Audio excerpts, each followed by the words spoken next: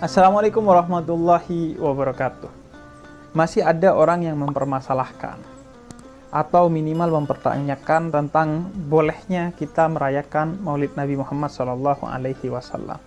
Sebenarnya kalau kita mengacu kepada Al-Quran, Allah katakan sekecil apapun engkau diberi rahmat oleh Allah, maka bergembiralah.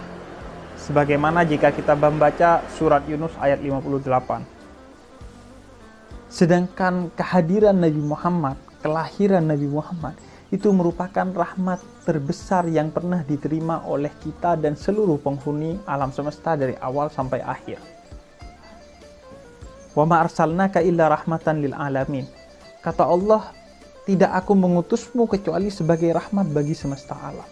Maka jika rahmat yang kecil saja harus kita bergembira atasnya sebagai bentuk syukur kita dengan kegembiraan yang positif dan tidak dilarang oleh Allah, apalagi ketika kita menerima rahmat terbesar dan teragung kepada alam semesta, yaitu kelahiran Nabi Muhammad.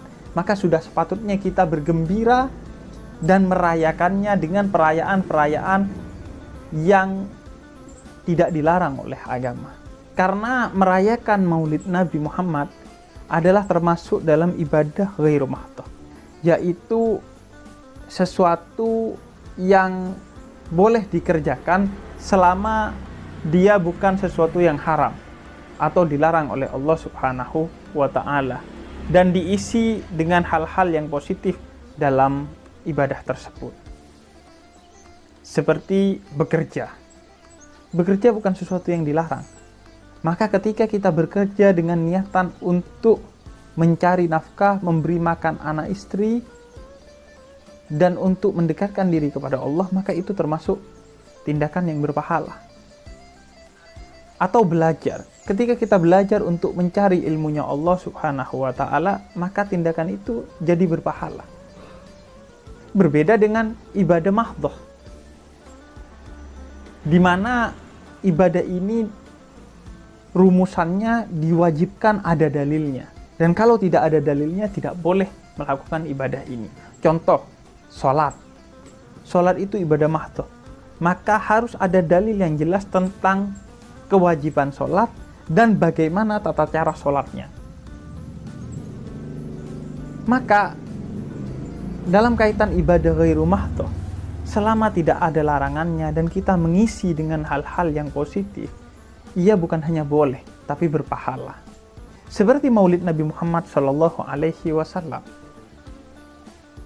bukan hanya tidak ada larangannya, tapi Al-Quran perintahkan kita untuk bergembira atas kelahiran Nabi Muhammad, dan kegembiraan itu kita isi dengan kegembiraan yang positif dan hal-hal yang positif.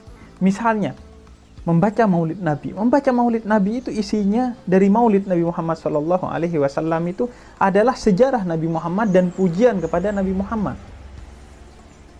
Hanya saja dibacakan secara berjamaah dan memakai bahasa Arab. Ini kadang menjadi kelemahan sebagian orang yang tergolong pemuda tersesat itu.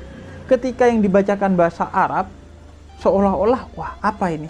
Padahal itu baca sejarah sebenarnya.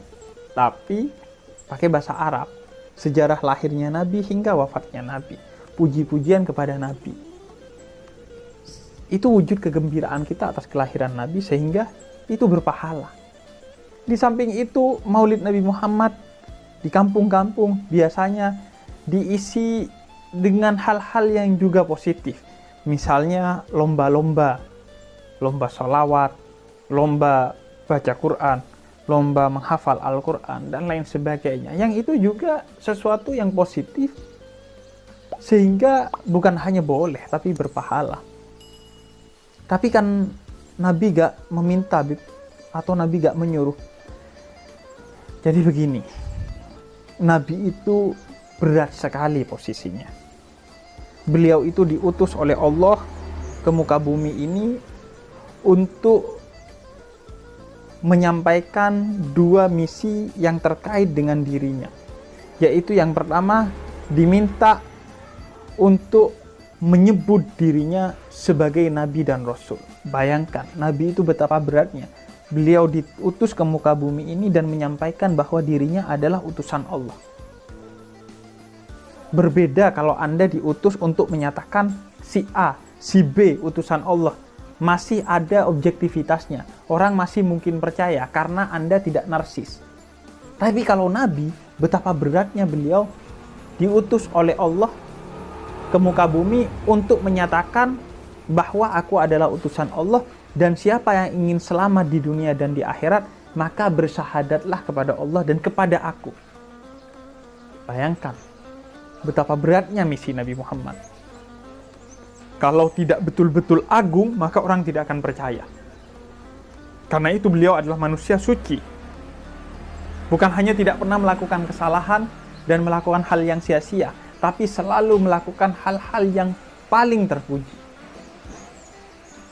Kemudian yang kedua, nggak cukup Nabi Muhammad diberi beban lain, dalam tanda petik, berupa memerintahkan orang untuk bersalawat kepada beliau, memuja-muji beliau. Bayangkan betapa beratnya. Kalau Anda diberi tugas untuk menyuruh orang lain memuja-muji si A atau si B, mungkin agak mudah. Tapi bayangkan Anda diberi tugas untuk memerintahkan orang lain memuja diri Anda. Itu bukan satu yang mudah. Salah-salah bisa kita yang terjebak dalam kesombongan. Salah-salah kita bisa dianggap narsis kalau kita tidak memantaskan diri. Jadi karena dua tugas utama itu, Nabi harus memantaskan dirinya secara agung. Nah, sudah diberi dua tugas wajib dan utama itu, maka kita masih meminta agar Nabi memerintahkan kita untuk merayakan hari ulang tahun kelahirannya, Maulid Nabi? Ya enggak dong. Kita yang harus sadar diri, sudah dibawa dari zulumat, dari kegelapan menuju nur, cahaya, maka tahu diri, sebagai bentuk terima kasih, kita rayakan hari kelahirannya. Tanpa Nabi kemudian menyuruhnya. Apalagi minta dalil Nabi pernah melakukannya atau tidak. Anda berharap Nabi merayakan ulang tahunnya. Nabi gak senarsis itu. Nabi mengaku Nabi dan minta disalawati karena Allah yang memerintahkan. Kalau beliau sendiri, beliau seorang yang sangat rendah hati,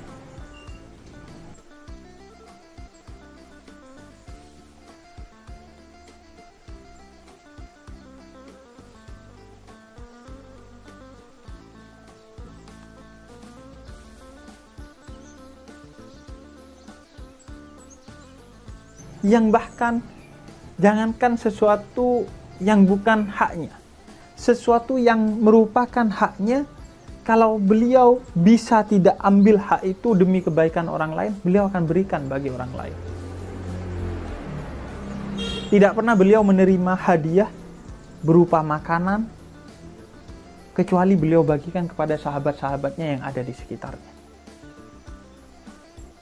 Jadi jangan bertanya apakah Nabi memerintahkannya, apakah Nabi melakukannya.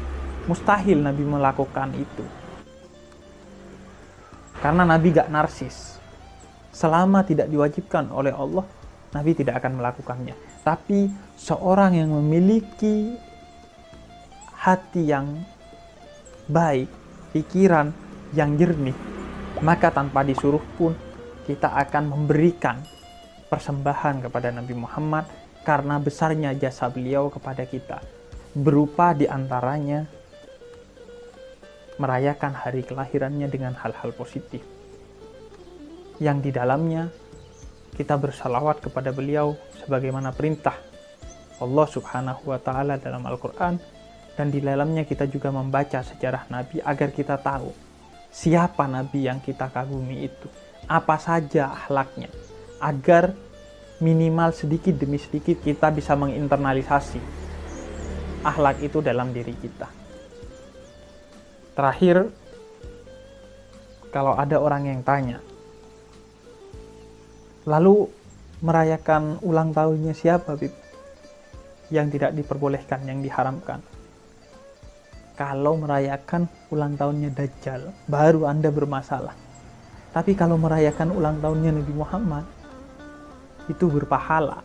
Karena semakin Anda merayakan, Anda akan semakin dekat kepada Nabi Muhammad, Anda akan semakin teruji cintanya kepada Nabi Muhammad, dan Anda akan semakin mendapatkan hal-hal positif dari mengingat Nabi Muhammad dan membaca sejarahnya. Wassalamualaikum warahmatullahi taala wabarakatuh.